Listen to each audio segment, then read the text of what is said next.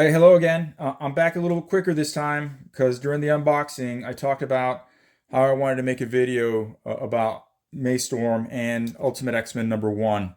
So um, the the Ultimate X-Men #1 came out earlier this week, and I thought it was a really good read. It's got some pretty good reviews. There are people out there who aren't happy with a non-traditional X-Men story to the point where Peach came out on social media and addressed some of the concerns right away. So, real quick, uh, this character Maystorm was introduced or created by Peach specifically for this Champions variant of X-Men 27 from last fall.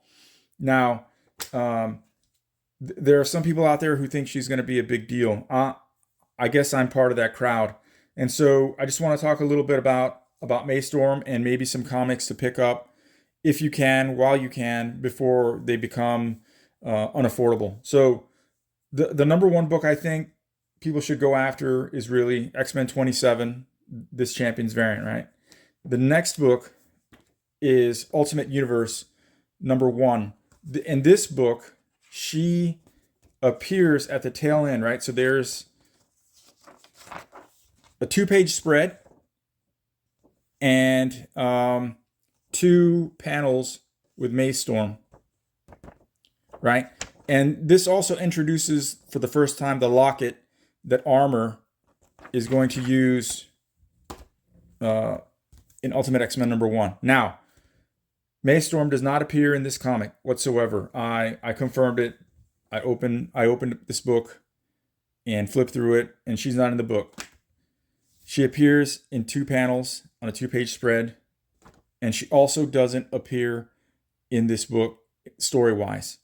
So she does appear on a couple of the variants, but if Maystorm ever becomes, or for example, reaches the heights of Miss Marvel Kamala Khan, I feel the books to go after will be this Champions Ultimate Universe #1.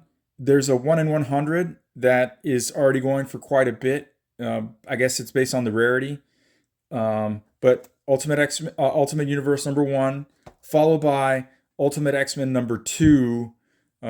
I'm betting a little bit on the Momoko variant, which I've pre-ordered a couple copies because I think it's going to be a very good companion piece to this cover. Now, that's really it for that part. But what I want to say is, after reading Ultimate X-Men 1, I decided to go back and revisit. A lot of people may not know this, but revisit Peach's Demon Days, the miniseries Demon Days, and the Demon Wars.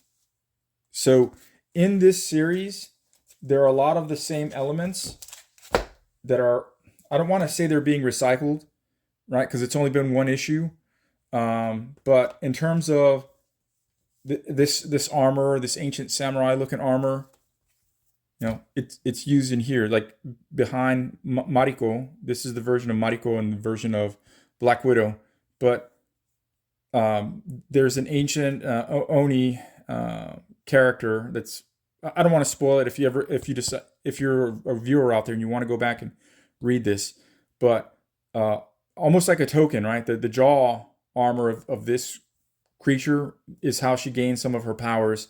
It is not used into the extent of what we've seen so far here, but we're going to see some recycled elements, and I'm actually a little bit hopeful that she does decide to pull in some of the stuff she used in Demon Wars and Demon Days.